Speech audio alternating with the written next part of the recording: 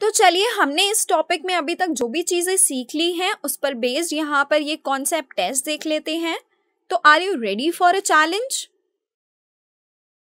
Which of the following apparatus does not show any net movement of water? Option A hypertonic, Option B hypotonic, Option C isotonic या फिर Option D none of these।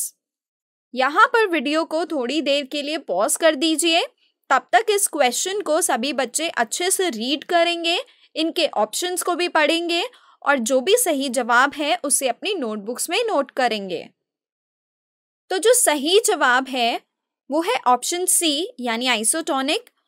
Isotonic solution के अंदर जब हम अपने sales को place करते हैं तो वहां पर किसी भी तरीके का कोई नेट मूवमेंट ऑफ वाटर नहीं होता, यानी जो पानी है वो इक्वल अमाउंट में सेल से अंदर और बाहर जाता है। तो इसलिए अगर हम नेट मूवमेंट की बात करें तो वो वहां पर नहीं होता और इसलिए सेल जो है वो वहां पर फ्लैसिड रहते हैं। तो इसलिए सही जवाब होगा ऑप्शन सी।